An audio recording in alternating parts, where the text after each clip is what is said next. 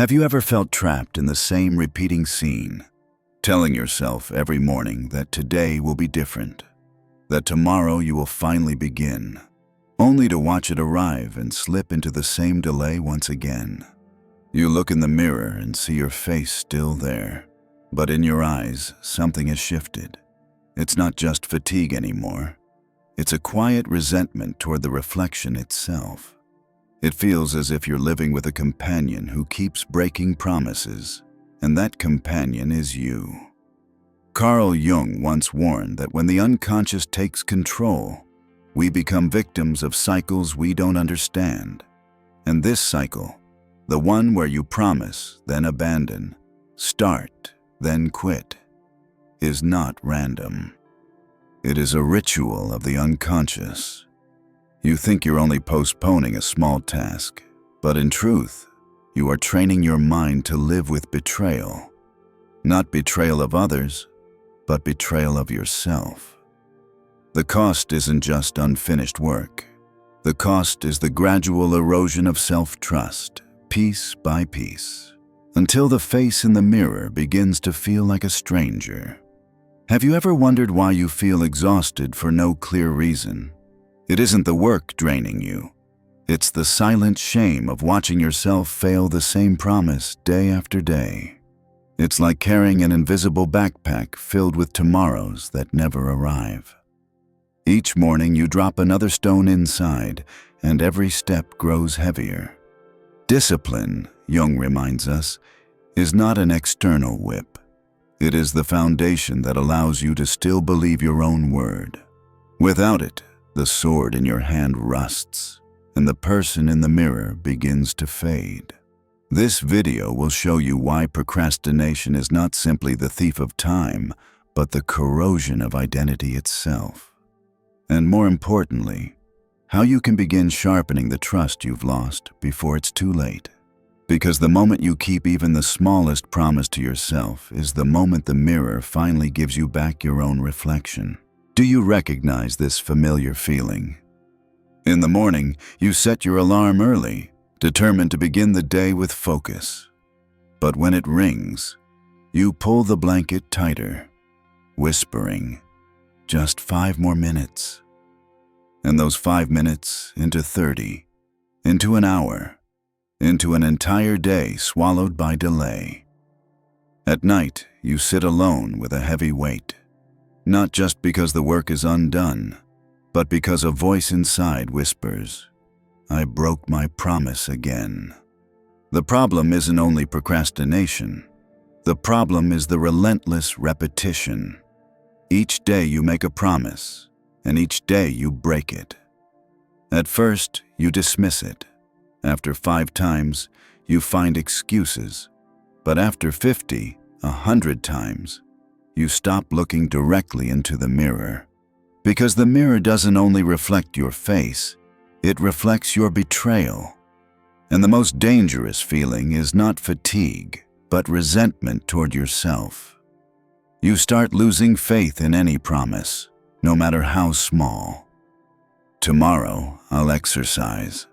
You smirk, knowing tomorrow never comes. "Tonight, I'll read a book." A part of you shakes its head, already rehearsing failure. This is the moment you enter a dangerous zone, when it's no longer about unfinished tasks, but about unconsciously learning not to believe yourself. Carl Jung warned that what is pushed into the unconscious returns to rule your life as fate. When you don't recognize this mechanism, you think you're simply unmotivated. But in truth, you are practicing a dangerous ritual. Every broken promise carves deeper the belief that I cannot be trusted. And once this belief takes root, it colors everything: your work, your relationships, your dreams. Maybe you felt this strange moment, sitting in front of a screen, a task waiting, but your hand reaches for the phone instead. A wave of vague disgust rises, not toward the world, but toward yourself. That is not just a distraction. That is the fracture of identity. You are watching yourself become the one who always breaks the deal. The greatest danger is when you begin to accept this as who you are. You think, I'm weak, or I'm not built for discipline. But the truth is, this is not your essence. It is only an unconscious loop, a loop you've never dared to face. And here lies the problem that must be named. Discipline is not just working hard. Discipline is keeping a thread of trust with yourself. Each time you cut that thread, you don't only lose time, you lose a fragment of identity. And if you don't recognize it, you drift into the dark zone where you no longer know which dreams are real and which are only empty promises whispered to soothe you for the moment. This moment calls for illumination. Because only when you see the mechanism clearly can you understand where the knife is cutting. Into your work, into your relationships, or into your own self-belief. And in the next part, we will look through Jung's lens to see why this cycle is far more dangerous than it appears, and how it ties back to a shadow most people never dare to face. Carl Jung once wrote, "Until you make the unconscious conscious, it will direct your life and you will call it fate." This line cuts directly into the cycle you are trapped in. Promises made, promises broken, delay followed by resentment. When you don't see its true nature, you assume you just lack motivation or discipline. But the deeper truth is this: you are being controlled by an unconscious mechanism. Every time you choose to postpone, the unconscious records, "I am not trustworthy." And repeated often enough, that imprint hardens into identity. You are no longer simply procrastinating on a task. You are becoming the kind of person who cannot be trusted. In Jung's psychology, discipline is not mere self-punishment. It is part of individuation, the process of transforming the scattered fragments of the self into a unified whole. Discipline is the frame that holds the painting. Without it, every piece floats, disconnected, without meaning. With it, you begin to gather the fragments into an image that makes sense. And this matters not only for work, but for the entirety of who you are. Imagine two figures living within you. One is the promiser, endlessly imagining grand futures, setting bold goals. The other is the doer, quietly turning promises into action. The problem is this: when the promiser grows too strong and the doer too weak, you live in a world of illusions. You speak much, you imagine much, but in the mirror you see only a breaker of vows. Jung would call this the imbalance between the unconscious and conscious, where promises become hollow symbols, stripped of soul. This is why you feel exhausted even before beginning. Every time you set a goal and abandon it, you don't just fail at the outcome. You weaken the bond between those two inner figures. One keeps dreaming, the other keeps smirking, and the gap between them is the source of your quiet resentment. You don't hate the work. You hate the betrayal replaying inside you. Discipline, in Jung's view, is not a chain, but the immune system of the soul. It protects you against inner collapse. A person without discipline is like a body without immunity. The smallest disruption topples them. Conversely, when you practice discipline, you forge an invisible shield. You begin to believe the words you say, and you know that whenever you commit, a part of you will rise to carry it out. The moment you understand this, discipline ceases to be the enemy. It becomes the emblem of freedom. Without it, you are pulled by every fleeting urge.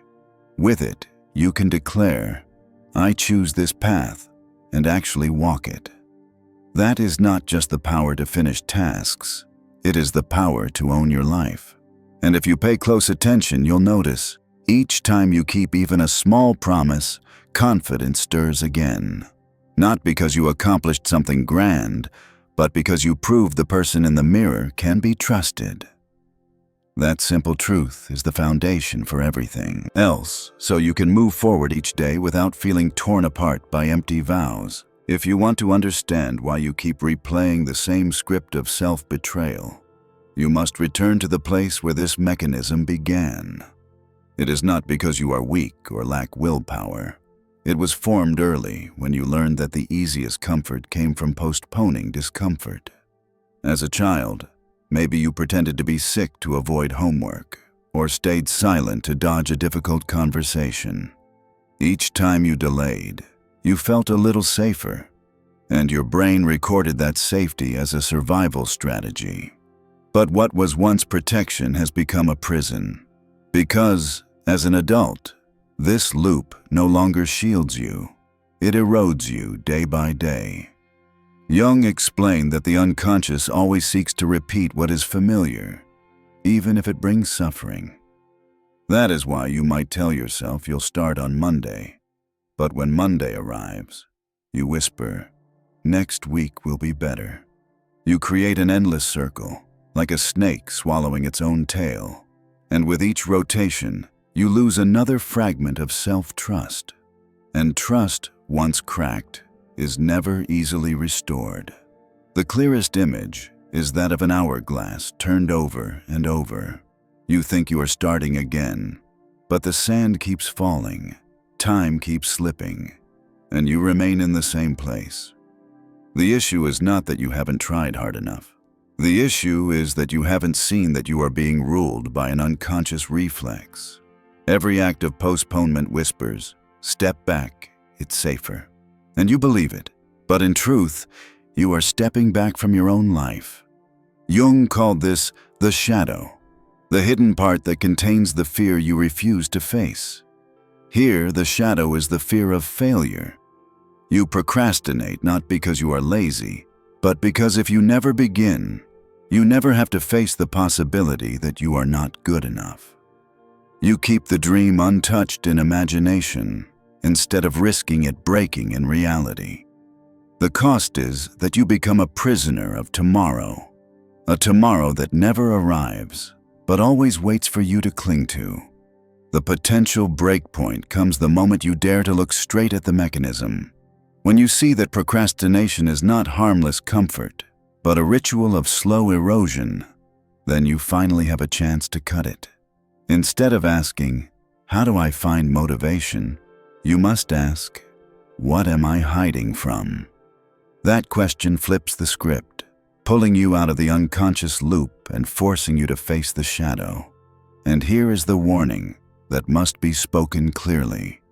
If you do not stop, the cost will not be a few lost days or months. The cost will be the collapse of self-trust itself. And once you no longer believe in yourself, no system of discipline can save you. Because discipline is not just a habit. It is the vital faith that when you say, "I will," you can lean on yourself. And if you stay until the very end, you will touch the truth that most never dare to face. Procrastination is not a lack of drive. It is a slow consent to the death of identity itself. To understand this is to see why Jung called discipline the only sword sharp enough to sever that loop. Imagine you are holding a sword in your hand. On the first day, it gleams, sharp and alive, slicing the air with a single swing. But then you set it aside, telling yourself, "Tomorrow I'll train." 1 day, 2 days, a week. A thin film of dust settles. The blade begins to dull. You keep promising to return, but the promise becomes nothing more than a lullaby to soothe your guilt, not a commitment to act. And when the day comes that you truly need it, you lift the sword only to find your grip unsteady, the blade blunt, no longer able to protect you. This is the image of discipline. It is not chains. It is the only weapon that lets you walk through life without being devoured. Each time you keep a small promise, you are sharpening the sword. Each time you procrastinate, you allow it to rust. The real enemy is not outside. It is the shadow within, whispering, "Leave it for tomorrow." And when you obey, you hand over the sword, making the shadow the one in command. The sword of discipline carries 3 truths. First, it is sharp but fragile. Without regular practice, it loses its power. Second, it mirrors its master.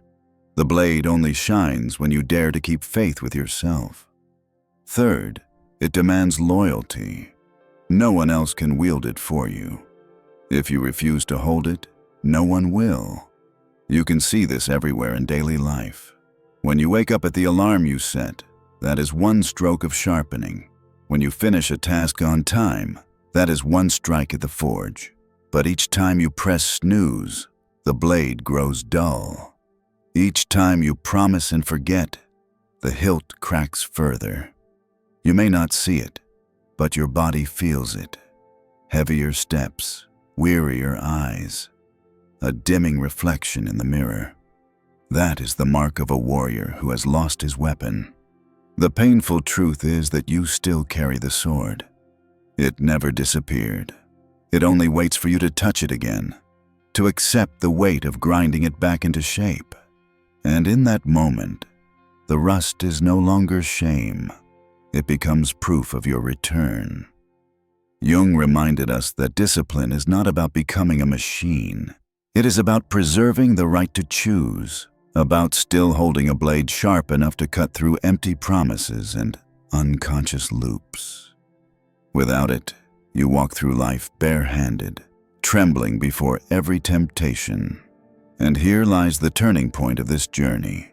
If you stay until the end, you will see why most people never dare to sharpen their sword again. Because it is not just about training a habit.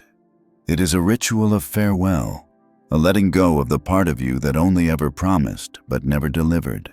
And that ritual, if you dare to step through it, opens the door to an entirely different chapter of freedom. Be honest with yourself. How many times have you whispered, "Tomorrow I will change"? How many times have you drawn up plans, bought a fresh notebook, even announced to friends that you were starting a new chapter, only to abandon it within days? No one outside had to let you down. You watched yourself betray yourself again and again. And that feeling is not just failure. It is a silent erosion, a loss that slowly eats away at your ability to believe in your own words. The price is heavier than you admit. When you see others moving forward, it is not just envy that stings, but a voice inside whispering, "I was never capable." When you look in the mirror, it is not only the dark circles under your eyes that stare back, but a fracture in your gaze, the fracture of resentment toward yourself. Jung called this fragmentation, the soul split in 2, one part still dreaming, the other already denying. And the distance between those 2 halves is the exhaustion you carry into every single day. You may have felt it physically. Every time you press the button to delay, it is as if another heavy layer is strapped onto your body, suffocating, impossible to shed. Every time you say, "I will do it," and then do nothing, your chest tightens a little more. Those fragments pile up until they become a stone pressing against your lungs, making even a deep breath feel like labor. That is not a random weakness.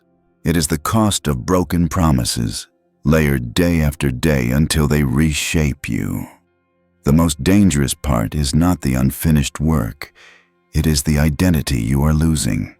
You begin to live as though you are someone who cannot be trusted, and once your faith in yourself is cracked, no compliment, no encouragement from the outside world can repair it. You may nod at praise, but deep down you know. The person in the mirror is still the one you resent. This moment is a mirror held without mercy, not to condemn you, but to force you to see the price of the loop you are trapped in. If you continue, you will not only keep postponing tasks, you will keep postponing life itself. And one day, you will wake up, face the mirror, and no longer recognize who you ever were.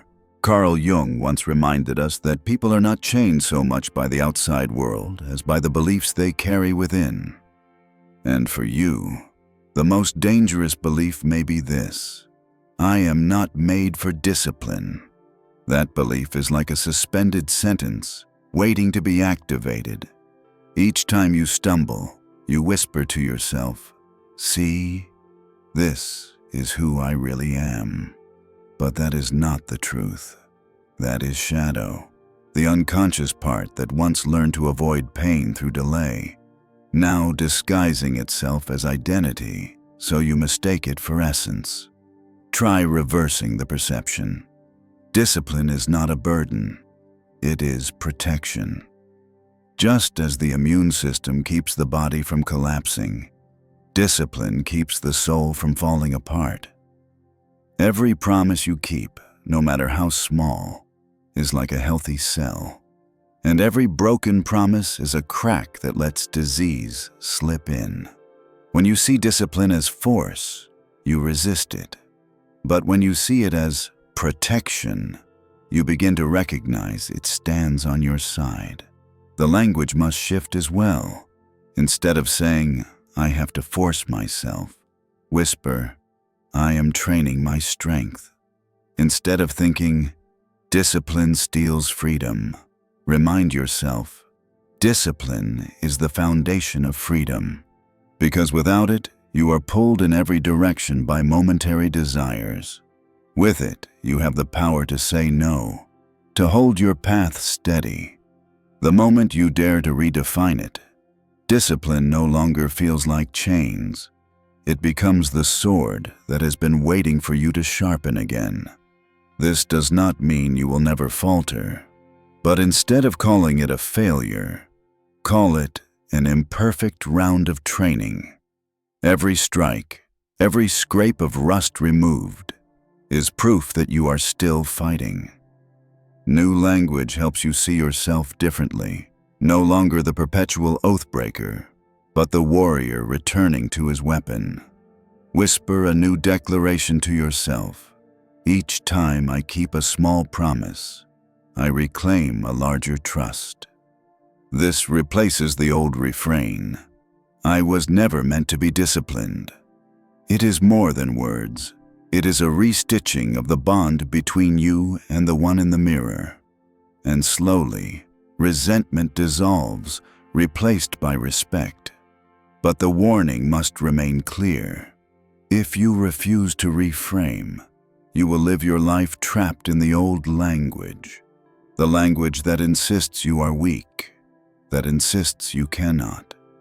And if it echoes long enough, it becomes destiny. This moment is the dividing line. Either you continue circling the old loop, or you choose a new word, a new naming, and let it open a new road. And if you stay until the end, you will discover that discipline was never something imposed from outside. It was always the gift you give back to yourself, the only gift powerful enough to turn broken trust into unshakable strength. Now is the time to turn metaphor into action. The sword of discipline does not sharpen on its own. It only regains its edge when you pick it up each day, even for a moment. So, how do you begin? First, choose one action that is small, clear, and so simple you cannot refuse it. It might be waking up at the time you set, drinking a glass of water the moment you rise, or writing down 3 short lines to mark the day ahead. Do not dismiss the smallness. Each time you complete it, it is a stroke across the blade. Second, create a ritual. When you hold a pen to write, see it as the moment you draw the sword. When you finish something you promised, whisper to yourself, "One more sharpening." Repetition carves memory into the body, reminding you that discipline is not an idea, but a rite you perform daily. Third, learn to say, "Enough." When your finger hovers over the snooze button, when you are about to push the task one more day, pause and say it aloud. It does not need to be harsh, only clear. That is the moment you place your hand on the hilt and choose to stand firm. Do not imagine you must change an entire life overnight. Think instead, today I sharpen a little, tomorrow a little more, and slowly, as the blade gleams again, you will discover nothing is stronger than the feeling of being able to trust your own word. Look directly at the cost if you continue to postpone. One day you will wake and realize it wasn't just a task left undone. It was you who was left behind. You will see others advancing, building, creating, while you stand still. Not because you lack ability, but because you let the sword in your hand rust until you could no longer remember how brightly it once shone. And the deepest wound is not being less than others. The deepest wound is no longer being able to trust yourself. Jung warned that when self-trust dissolves, the soul begins to fragment. You can live, work, even smile, but deep within you know you are carrying a crack. You have watched yourself betray yourself too many times until there is no reason left to believe any promise you make. That is when resentment in the mirror becomes permanent. And once you cannot meet your own eyes without shame, you have lost the foundation of freedom. The other path, choosing to sharpen the sword again, will not be easy, but it gives back the rarest gift, wholeness. Each small promise kept is a shard of trust soldered back together. Each stroke of sharpening, each ritual repeated, slowly transforms resentment into respect. You begin to look in the mirror and see a warrior, not flawless, but steadfast. And that steadiness creates the quality Jung saw as essential, the capacity to live with purpose. Discipline, at its deepest, is not coercion. It is a ritual that honors identity. It grants you the chance to stand upright, to hold your weapon, and to declare, I can trust myself. And when you reach this point, work, relationships, dreams, these become byproducts.